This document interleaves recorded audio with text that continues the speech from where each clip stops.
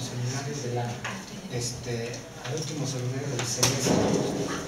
Yo espero que por ese motivo haya ausentismos y no sea producto de decaimiento del seminario. De todas maneras, yo creo que la próxima invitación vamos a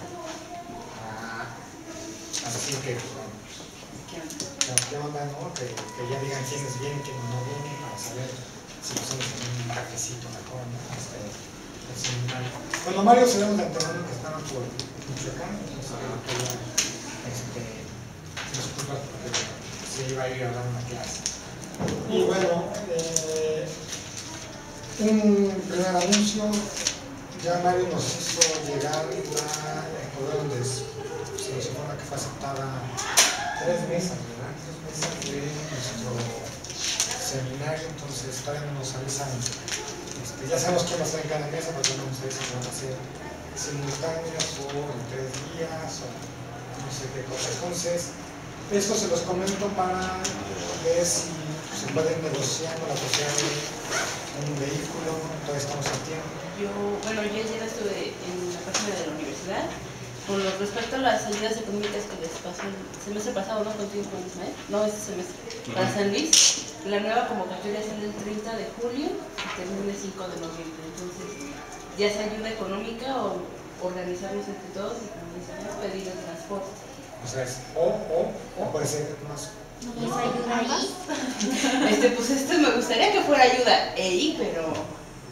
Bueno, si no, el transporte se puede ir viendo con Rosalinda, que la negoció una vez para Puebla, ella como parte del plantel, entonces... ¿Esto va a ser en Guerrero?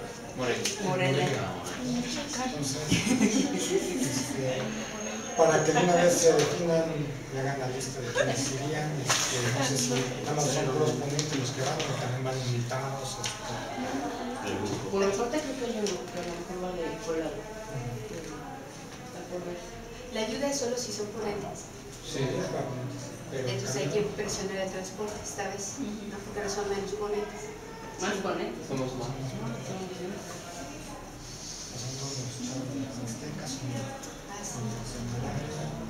Y yo no sé, también les avisaron de lo de Rodrigo Díaz. No, ¿verdad? ¿Qué? No. Sí, fue se supone. Pero va a ser el otro. No les avisaron de lo de Rodrigo Díaz. Ya. Sí, porque este es en septiembre primero. Sí. Sí, es de septiembre. El voto, pero es a finales. Entonces nos movemos para ver lo del camión y el chiste es irse todos en banda. Sería mejor, ¿no? Y bueno, pues a 30 de julio entregar sus ponencias para que salgan. ¿De julio o de junio? De Julio, ¿no? Sí me habéis contado. Para que salgan en el CD y las cosas, ¿no? Entonces, bueno, hoy tenemos 2 ponentes, pero un ponente así como raro, se apuntó desde el primer día que vimos y entonces sabíamos que si se apuntó el primer día, entonces hoy día se va a entrar en la exposición del libro de Park, la ciudad, y planeamos las tareas para el siguiente semestre. Bueno. Ahora sí que como el borras, vamos a empezar para que dé tiempo a la discusión, sobre todo porque la segunda parte, que es la que presentaba Jorge, ahorita en la mañana canceló, ¿no? Entonces ya creo que se faltó. Entonces ya, que era como la parte de los ejemplos, ¿no? La parte de todos los temas que podemos quizás comentar entre todos, esa parte que ya es más concreta, que aterriza mucho de los planteamientos que dice al inicio.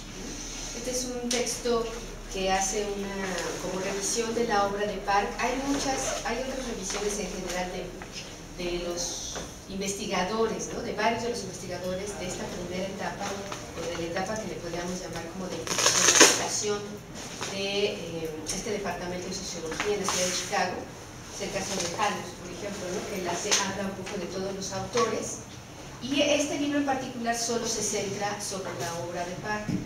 Entonces eso es muy interesante porque efectivamente en las otras revisiones no hay suficiente detalle de cuáles son sus influencias y de cómo se acerca al tema de la ciudad. Entonces, bueno, como ustedes lo leyeron, es un texto, aparentemente no es tan largo, pero sí es un poco largo y requiere también de conocer a lo mejor otros autores, ¿no? Para entender cómo, qué recupera, pero al final creo que es mucho más interesante ya verlo cómo lo traslada a su obra. Entonces, bueno, yo de alguna manera voy a seguir el hilo conductor que plantea el mismo autor, ¿sí?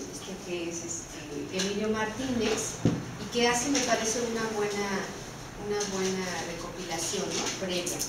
Entonces, bueno, ya lo habíamos comentado que la importancia de analizar la universidad del departamento que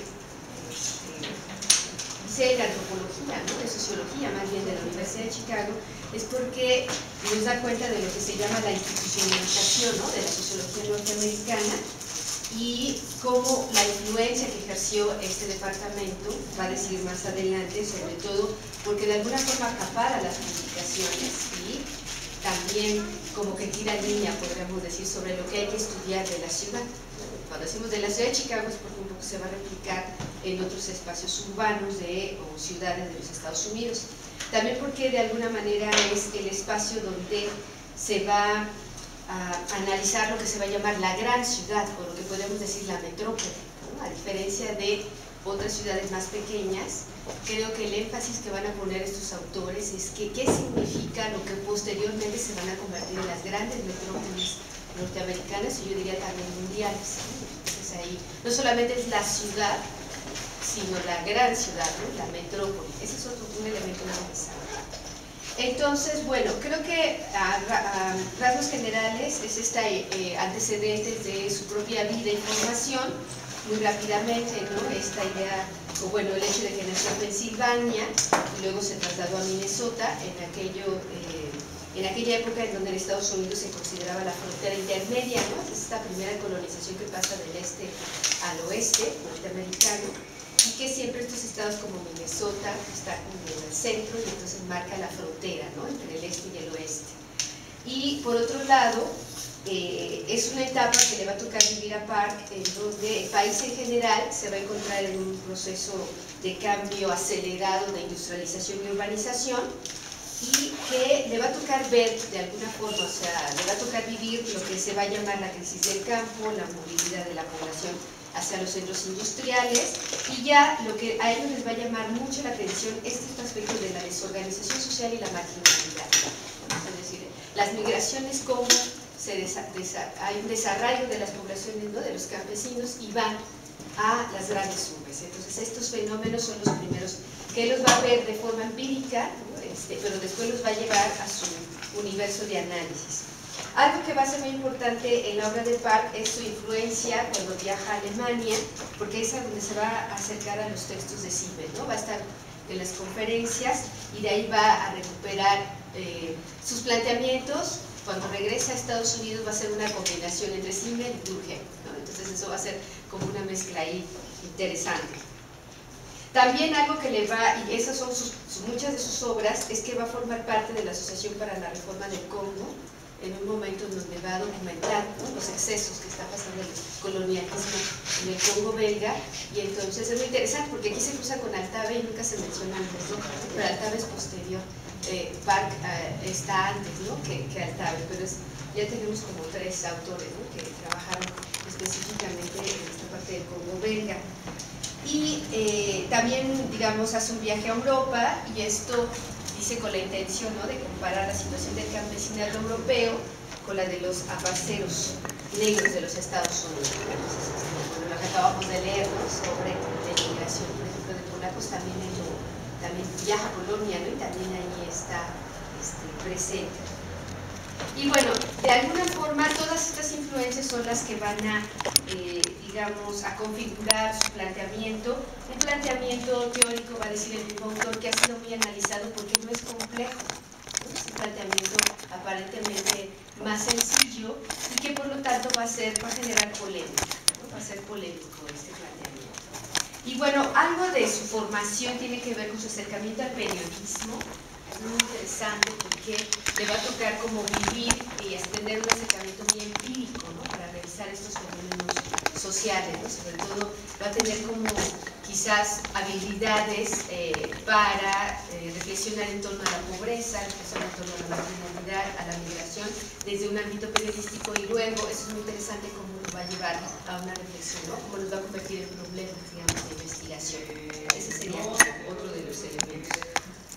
Ya desde aquí dice que a través del periodismo la ciudad se empieza a mirar como una especie de laboratorio social, ¿no? Donde analizar los problemas de desorganización social y los nuevos tipos sociales que surgían en su caótico crecimiento, ¿no? En ese sentido, es muy interesante decir que las ciudades norteamericanas, lo que están pasando en este momento es inevitable. Son procesos de urbanización e industrialización acelerado, de los cuales ya no hay marcha atrás, y por lo tanto lo que se trata es de estudiar cuáles son esas implicaciones de esos dos grandes procesos de transformación de las ciudades.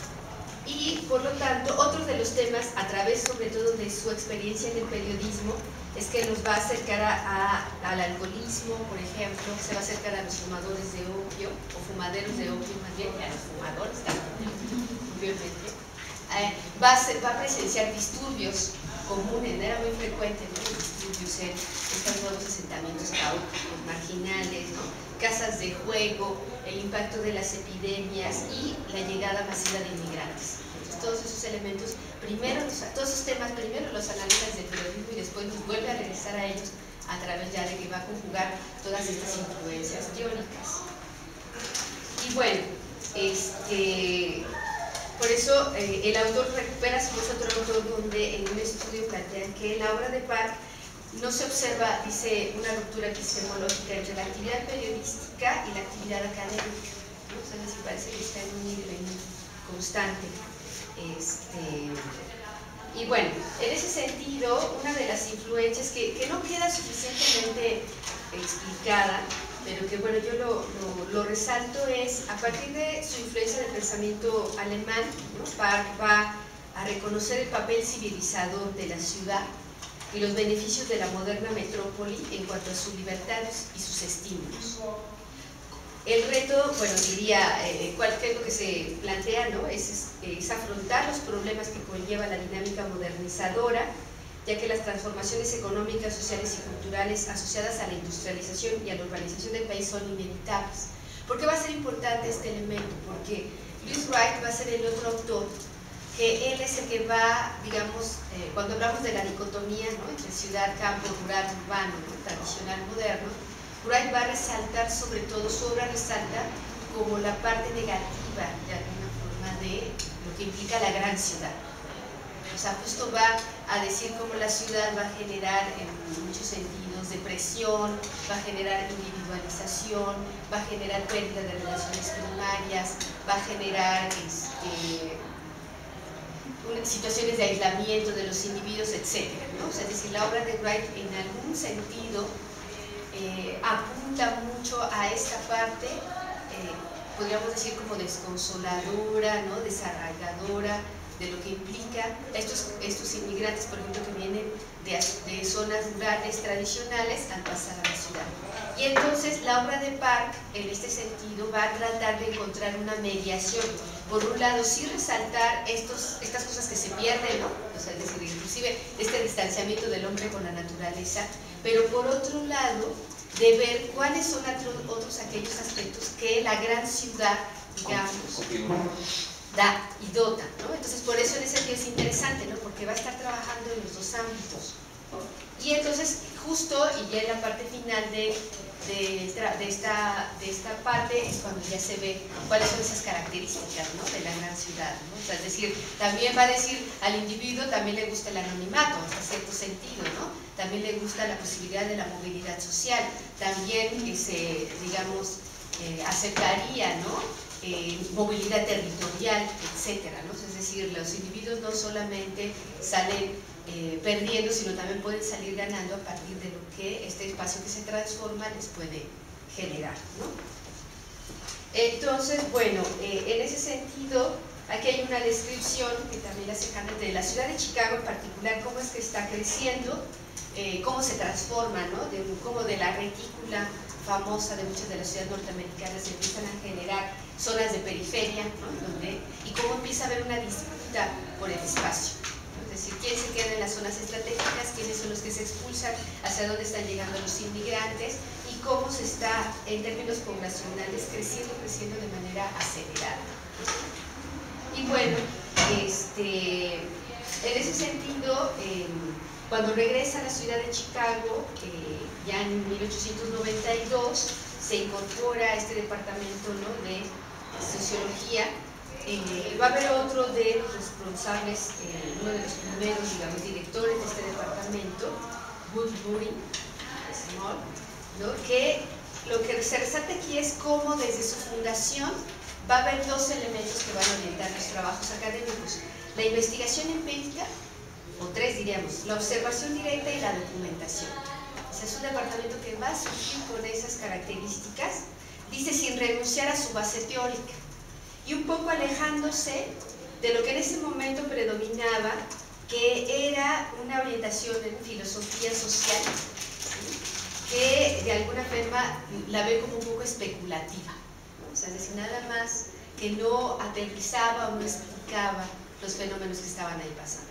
Entonces, esa es yo creo que una de las importancias estratégicas de este departamento de sociología, combinar o poner siempre en la mesa estos tres elementos, ¿no? Repito, la investigación empírica, la observación directa y la documentación. Entonces, primero reconstruir lo que nosotros ahora llamaríamos casi el caso, ¿no?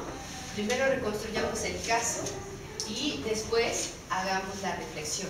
Aunque, evidentemente, ya en los trabajos de Park, ya al momento ya de su análisis, sí está presente su modelo que va a construir en términos de la ecología, que se va a conocer como la ecología urbana, ¿no?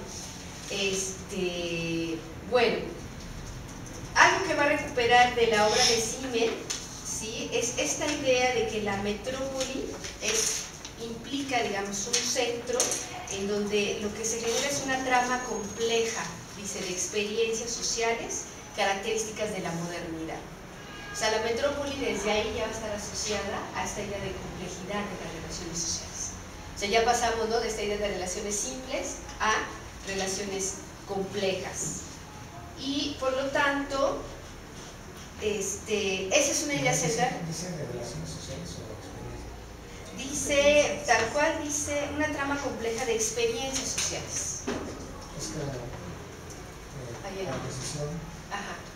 Sí, nunca le gustan las relaciones sociales, a él le gustan las experiencias, ¿no? O sea, para él el análisis de la modernidad es como Daniel pasa por Perisú y le impactan las luces y de los aparadores y de los maniquís, y entonces en ese momento Daniel se destraba de su tradición y se vuelve un sujeto nuevo, pero nunca le preocupa si llegamos a nuevas relaciones sociales, ¿no? Entonces... No, sí, de hecho lo dice así, como una trama compleja de experiencias sociales de la modernidad. Entonces, a lo mejor ese es un elemento que hay que subrayar, ¿no? Por eso esta necesidad de la observación empírica, ¿no? Cómo se está comportando, digamos, los sujetos, cómo están viviendo el tránsito, en el caso de los inmigrantes, ¿no?, de sus lugares de origen a la gran ciudad, ¿no?, en este caso. Y por otro lado, bueno, este es un elemento que va a recuperar de Simmel, que me parece que también es un autor que a lo mejor tendríamos que recuperar en algún momento del seminario, más adelante quizás, porque, es decir, la influencia que ejerce eso, sobre todo, ¿no?, que está además recuperándose mucho, está presente, bueno, ahí habría que discutirlo después. Pero la obra de Park, por lo tanto, dice el autor, lo que genera es como una especie de poliedro, o sea, es decir, como de varias caras, en donde lo que le interesa es analizar tanto, o sea, que la ciudad puede ser analizada tanto en sus aspectos morales y morfológicos. Dice, en términos de densidad mecánica, densidad moral, conciencia colectiva, diferenciación social y división del trabajo. Y en este poliedro es donde yo digo que se concentran todas sus influencias, porque por un lado va a estar dándole mayor peso a esta parte de las experiencias sociales, pero por otro lado va a estar un poco hablando, recuperando considero, ¿no?, esta influencia durkheimiana sobre el tránsito, ¿no?, de una solidaridad mecánica a una, ¿no?, solidaridad. Entonces ahí es donde aparece. Y bueno, lo interesante después va a ser cómo se va a combinar lo que venía a ser la teoría ecológica que está predominando en esa época para llevarlo al estudio de la ciudad. Y esa parte es a veces un poco complicada, ¿no?, porque requiere meterse a la parte, ¿no?, del darwinismo social y de cómo lo está recuperando en este momento.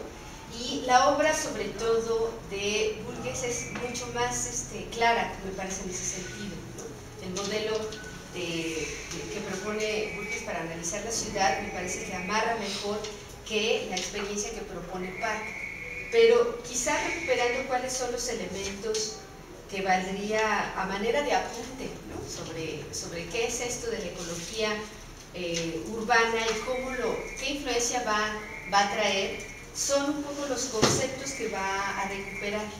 Una de ellas es, bueno, para empezar, esta idea de la lucha por la existencia, primer elemento, es decir, la ecología define al hábitat y a sus habitantes como comunidad, dice, cuyas características son, y esas las enumera ahí, ¿no?, en el texto, una población organizada territorialmente, ¿no?, más o menos arraigada al suelo que ocupa, con unidades individuales que viven en una relación de mutua interdependencia, simbiótica.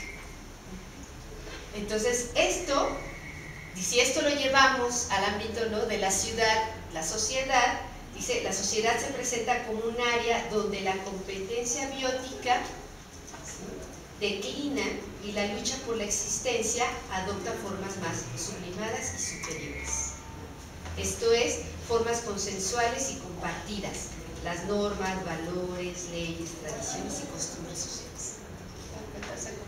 Entonces, esta primera idea de la lucha por la existencia, después ellos lo van a llevar al plano de la planificación urbana.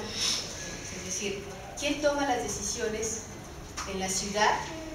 ¿Quién dice que ahí va a ser el distrito financiero? ¿Quién dice que va a ser ahí el distrito industrial? ¿Quién dice que ahí va a ser la periferia? ¿Quién dice que ahí va a ser el gueto marginal, etcétera?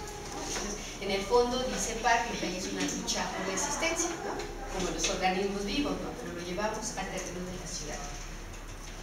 Dice, observa que la comunidad urbana, digamos un superorganismo en términos spencerianos, aquí vuelve, ¿no?, a la influencia funcionalista, dice, presenta una clara partición en lo que llama áreas funcionales o naturales, cuya existencia está ligada directamente al principio natural de la competencia y la dominación. Y entonces esto va a ser muy claro, nosotros, si lo podemos llevar, dice, sí, o sea, las áreas naturales que se va comiendo, ¿no?, la mancha urbana, ahora las podemos simplemente transformar en áreas protegidas, ¿no?, áreas de conservación, por ejemplo. Su lucha es permanecer ante una expansión de la ciudad que es la urbanización, la industrialización, lo que sea, ¿sí? Entonces, como ahí hay una lucha permanente y todas las ciudades van a enfrentar, digamos, esos primeros digamos, elementos, ¿no?, de lucha, lo que él llama la lucha por la existencia, ¿no?, lo va a llevar al plano de la ciudad. Y dice, la ciudad, por lo tanto, la podemos ver como una especie de mosaico de tales áreas, ¿no?, que pueden ser áreas segregadas, pueden ser barrios comerciales, residenciales, de clase media, guetos étnicos, barrios bajos, zonas industriales. Por eso, digamos, va a construir primero, a caracterizar lo que él va a decir el área natural en la ciudad y lo que ya sería el área urbanizada o el área industrial, el área, es decir, ahí hay como una identificación, empieza esta idea de la zonificación de las ciudades. Las ciudades no son homogéneas, más bien son heterogéneas, y lo que hay que es identificar sus zonas y cuáles son, y sobre todo en la gran metrópoli. Eso va a ser. Y ligado primero a esta idea de zonificación, va a haber otro concepto que recupera, que es el de la sucesión, que en los estudios de las ciudades es muy interesante, pero en los estudios de las ciudades norteamericanas, por ejemplo, ciudades como Nueva York, como lo analiza Bourgeois, para el caso del Harlem queda clarísimo, ¿no? O sea, dice, el Harlem En sus orígenes fueron, ¿no?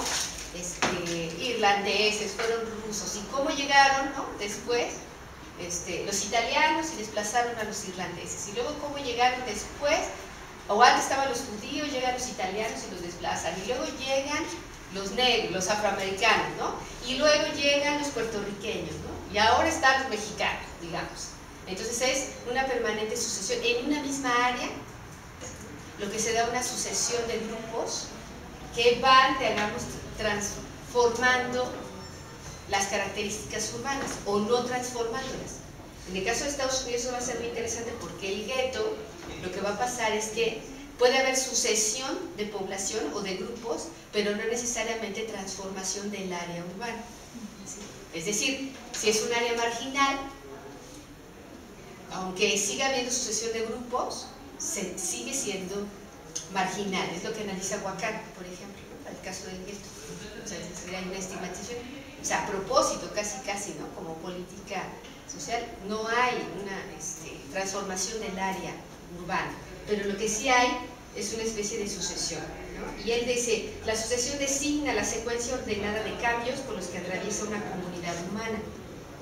La comunidad urbana es una realidad donde el cambio está presente, y es cuando analiza, ¿no? Por ejemplo, caso de los grupos étnicos y sociales cuando invaden un área y se apropian de ella, sustituyendo quizás, expulsando o también expulsando al grupo que anteriormente ocupaba el área en cuestión, ¿no?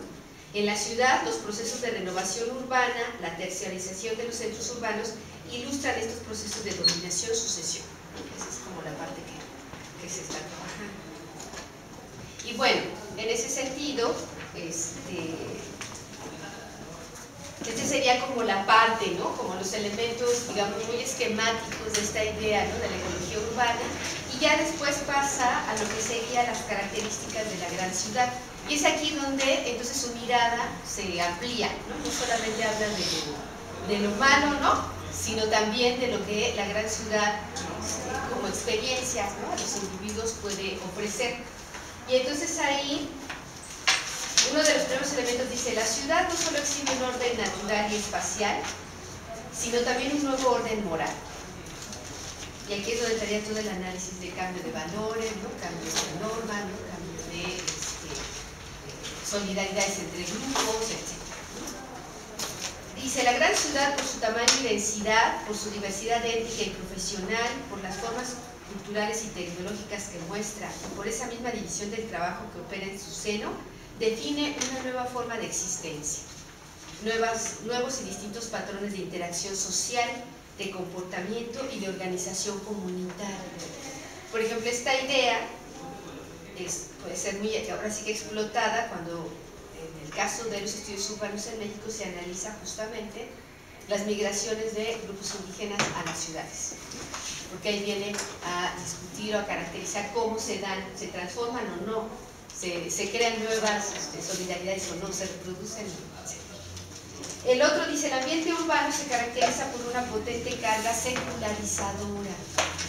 La clase de los estudiantes es muy importante, que significa esta idea, ¿no? De la secularización desde la modernidad. Dice, y un racionalismo imposible de hallar en el medio rural, ¿no? Entonces aquí, desde aquí empezamos con la dicotomía, ¿no? O sea, entonces se le apuesta ahora en lo positivo, pero esta idea de una potente carga secularizadora y un racionalismo imposible de hallar, ¿no? En el medio rural. O sea, ahí salen los estudiosos del campo, ¿no? Ajá. No.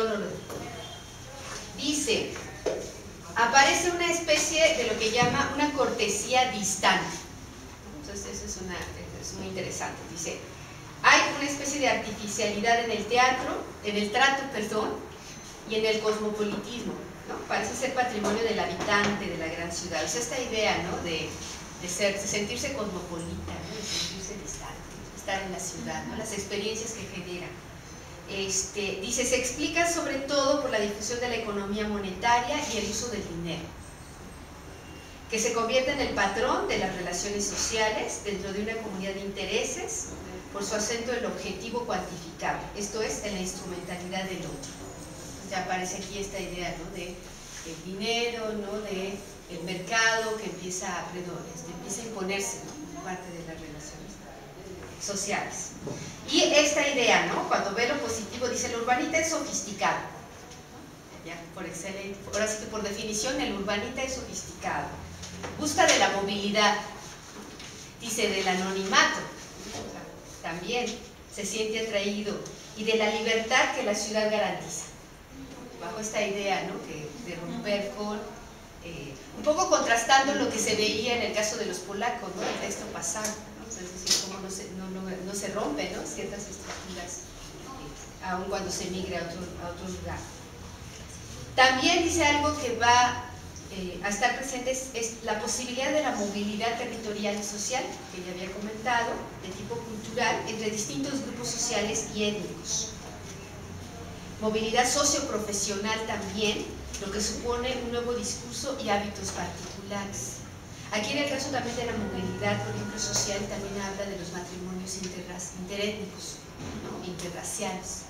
O sea que eso no se podría, ¿no?, suscitar, sino que también en la gran ciudad se puede presentarse eso. Y luego, bueno, esta característica que ya había comentado de la configuración espacial de la gran ciudad en áreas segregadas, ¿no?, donde residen grupos sociales distintos y donde estos se constituyen en ámbitos diferenciados, sobre todo por sus costumbres, por sus valores, por sus universos de discurso, dice, por sus normas de decencia y de presentación. Entonces todavía es un lenguaje que ya es como muy raro de escuchar recientemente. Pero esa sería como la parte, digamos, de cambio, de transformación, que de alguna forma seduce, ¿no?, o están implicados, ¿no?, los sujetos. Pero por otro lado señala la vida social también en la ciudad es inestable y es frágil. Y en eso, dice, se presenta una desorganización social, también se presenta una desintegración moral de los individuos, hay una ruptura de los vínculos primarios, dice, de las ataduras locales, de sus inhibiciones, hay pérdida de influencia por parte de la iglesia y de la familia, ¿no? Hay una movilidad extrema, lo cual puede llegar a provocar la ruptura del control social tradicional y formas de comportamiento desviadas, ¿no? Y entonces aquí es donde aparece esto que había observado mucho él desde su práctica periodística, el alcoholismo, ¿no?, la delincuencia, la prostitución. Además del estudio de procesos de aculturación y desintegración moral en la ciudad. Entonces ahí está, esa es como la otra parte, ¿no? Primero da la parte como que lo ven positivo, y esta sería la otra parte, ¿no?, que también conlleva a la gran ciudad. Y dice, el control social adopta una forma directa, pero no menos efectiva. Y entonces aquí van a aparecer temas que son, pues que después van a recobrarse, ¿no?, desde el análisis sociológico. Por ejemplo, el rollo de la moda y la opinión pública, eso va a decir, son elementos, la moda un poco asociado con esta idea del dinero que dijimos antes, ¿no?, de cómo se establece ya, se convierte, dice, el dinero en el patrón de las relaciones sociales, y cómo sobre todo en ciudades como Chicago, sobre todo como Nueva York, muy tempranamente, esta diferenciación a través, por ejemplo, de la vestimenta, va a ser muy significativa, ¿no? Uno ve las películas de Nueva York de finales del siglo XIX y principios del XX, y en la cuestión del vestido, ahí se indicaba el estatus social, ¿no? Por la calle era evidente esa parte, cosa que se replica, ¿no?, en las grandes ciudades como Boston, como Chicago. Entonces, ahí es donde uno puede entender quizás por qué empieza a mirar esto tan tempranamente de la moda. Digamos, Bourdieu lo va a venir a hacer hasta tardíamente. Sí, el libro de dinero, sí me tiene un libro que es Sociología del Dinero, que es una gran obra, ¿no? Y él mete estos temas, y mete el tema de la moda en relación a la modernidad, porque justo lo que le impacta es esto de lo efímero que puede ser, ¿no? O sea, de que hoy la moda es poner rayas, como yo, también con cuadros. Pero también Kroeber, y no sé si es Kroeber o Flugholm. Pero después el cine muy antiguo. Y entonces por eso le impacta la modernidad y la moda. Ya. Por lo efímero que se vuelve esa experiencia. que adelanta mucho, por eso dicen que sí es un adelantado de los posmodernos, del cine, donde todos los hombres desvanecen. Porque Ximenes final es que sí, como, o sea, escucha sus conferencias en 1819, 20, o sea, sí, de verdad que sí es muy, muy impactante como... Ajá. Entonces ahí se relaciona, no lo dice, fíjate que es justamente esta otra influencia de Siemens, ¿no? Sino que nada más ya lo comenta como algo de análisis, ¿no? Y la cuestión de la opinión pública, solamente la menciona, pero es interesante porque dice como antes, o sea, un evento es noticia, o sea, es un hecho, pero a través, que yo creo que va ligado al incremento que va a tener aquí quizás los medios impresos, ¿no? La radio, dice, ahora la opinión pública se genera en las metrópolis, ¿no? En la gran ciudad, y como los sujetos están, digamos, atentos a eso. O sea, va a estar atentos a esa parte como un fenómeno nuevo, o sea, que antes no pasaba. Entonces la opinión pública, como producto, digamos, también de la modernidad, ya más del cambio de siglo. Entonces eso, las encuestas, por ejemplo. O sea, ¿no? Entonces aquí hablan de la opinión pública y cómo también lo mira, pues porque él está del lado, ¿no? Estuvo del lado de él, fue periodista, ¿no? Y cierra con esta idea, ¿no? Es decir, la última idea del texto justamente es que Park siempre tuvo un empeño por evitar plantear el problema urbano solo en términos de anomia. Como yo les decía mucho lo que hace de alguna manera Wright, ¿no? O sea, hacia allá, como no quiere que todo sea así, pero sí su caracterización va un poco en ese sentido. Y en un esfuerzo similar al de cine, trata de rescatar las implicaciones positivas del ámbito urbano y de su nuevo orden. O sea, ahí está como estas dos dimensiones que va él a trabajar siempre bajo este esquema de la ecología cultural, en términos de la competencia, ¿no? De la lucha por los espacios, un poco la idea de sobrevivencia, ¿no? De los espacios, de las áreas naturales y de su digamos, configuración en espacios urbanos más amplios, etc. Entonces es un poco sí, un acercamiento de lo que yo les decía es hablar de la metrópoli, nunca lo mencionan, dice la gran ciudad, pero sí es ya una mirada para analizar las metrópolis que están proyectándose en ese momento. Esa es como la primera, yo saqué las ideas centrales, ¿no? Un texto, decíamos, largo, de 20 minutos, de la parte de esta primera parte, ¿no? De parte. Ahora viene la segunda. Yo nomás leí rápido, pero que si quieren podemos como reconstruir entre todos, ¿sí? Que al principio a mí hay una cosa que me encantó porque, bueno, nosotros les sugerimos que se leyera esta primera parte. Todos tienen el texto, ¿no? El PDF, y viene una bibliografía, ¿no? Después de cuando cierra, es una bibliografía del texto, y luego viene unas cosas que se llaman anotaciones a la edición de la ciudad, es decir, viene nada más una serie de notas de la obra de Park y cómo se organiza. No sé si alguno, pero ahí viene, bueno, viene toda su obra, ¿no? Lo que él escribe, lo que él hace prólogos, ¿no? Lo que hace coautoría, etcétera, y ahí viene reflejado. Y ya después viene, bueno, la propuesta era que se revisara el apartado 1, que se llama La ciudad, sugerencias para la investigación del comportamiento humano en el medio urbano.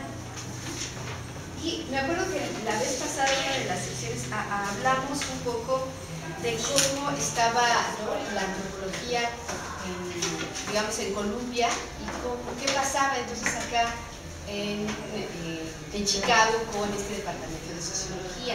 Entonces, lo que va a ser interesante es que justo en la página 50, cómo recupera esta noción, ¿no? De la antropología, y bueno, lo voy a leer, ¿no?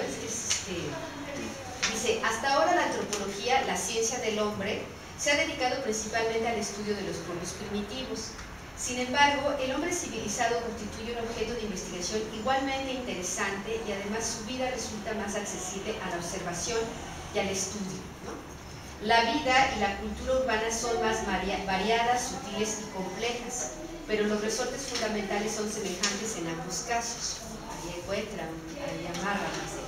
Los mismos métodos de observación paciente que antropólogos como Boas y Lowy han aplicado al estudio de la vida y costumbres de los indios norteamericanos pueden emplearse incluso de forma más fructífera al estudio de las costumbres, creencias, prácticas sociales y concepciones generales de la vida que prevalecen, por ejemplo, en Little Italy, ¿no? Que es el espacio en Chicago, en el Lower North Side de Chicago, o incluso para registrar los más sofisticados hábitos de los residentes del Greenwich Village y de los alrededores de Washington Square en Nueva York. Entonces ahí ya, desde ahí digamos, dice, nuestro conocimiento de la vida urbana contemporánea cada vez más preciso está en deuda, con los novelistas, ¿no? Ahí se mete en otro tema. Pero aquí lo que sí me parecía interesante es que yo nunca había encontrado en un texto que hicieran una alusión directa a los otros colegas, digamos, ¿no? en otro espacio. Siempre se retoma como diciendo, se recuperan los trabajos, ¿no? de lo que hacen los etnógrafos, y se lleva al Departamento de Sociología de Chicago, pero nunca había encontrado que alguien directo hiciera referencia al trabajo de los otros y lo justificara de esta manera. Por eso me pareció como, luego al inicio dije, aquí está, ¿no? Es decir, Park lo dice, ¿no? Muy, digamos, en esta parte. Y ya de ahí empieza a, digamos, a narrar pues un montón de temas, el vecindario, el plano de la ciudad y la organización formal, ¿no? Yo me quedé hasta, las colonias y las áreas de segregación. Pone un ejemplo en esta parte de las colonias y las áreas de segregación, que es una, pero no dice, yo supongo que está en Chicago, que no dice dónde está, que es justamente, le llaman el East London, ¿no? O sea, el London del Este. Y ahí dice que es una población de más de 2 millones de personas para ese momento. Dice, son 2 millones de obreros. Cuando habla esta idea de las áreas, de cómo un área de la ciudad puede inclusive no mezclarse con otras, o sí mezclarse, etcétera. Y entonces da toda una descripción. Pues 2 millones es, o sea, 2 millones para los años 20 es, o sea, es un monstruo. No dicen dónde está, ¿no? A ver. Bueno, voy a leer esto. Dice, la mayoría de las ciudades poseen barrios de vicio delimitados. También tiene sus lugares de encuentro para todas las clases de criminales, ¿no? Ya me imagino en esa área. El crimen era el que, no de nada, después de los 30 está el irlandés. Exactamente, áreas de los criminales, sí, los que sí, efectivamente, ¿no? Lo que decían los fumaderos de opio, ¿no? La prostitución, pero las zonas de vicio donde se comercializaban, ¿no? Lo que en ese momento era ilegal, etcétera, ¿no?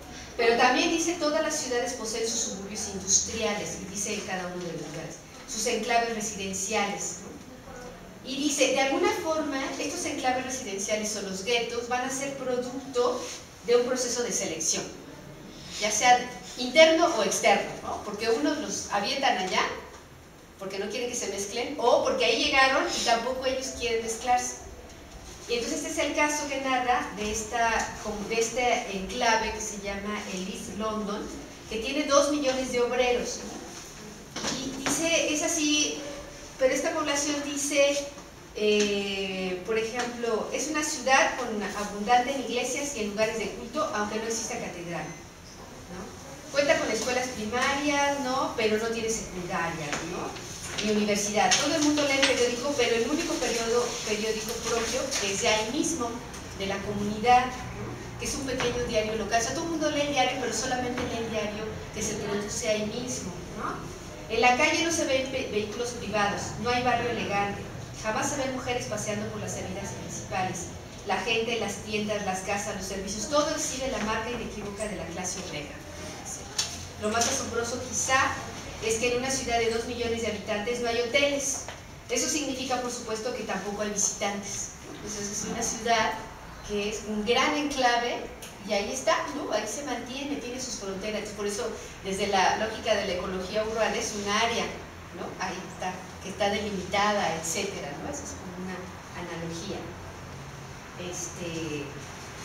Dice, bueno, el East London es una ciudad de una sola clase, pero dentro incluso de los límites de esta ciudad, la población experimenta una y otra vez una segregación racial, cultural y profesional.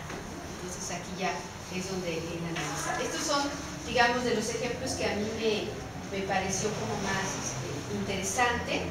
Hay una parte que va a analizar él y que tiene que ver con las ocupaciones o la especialización, ¿no?, que produce la ciudad en términos ocupacionales. Y entonces aquí va a decir, o sea, tanto el que tiene oficio como el que es profesionista, etcétera, puede encontrar un nicho laboral, pero eso es competitivo, ¿no? O sea, ya lo señala como desde muy tempranamente.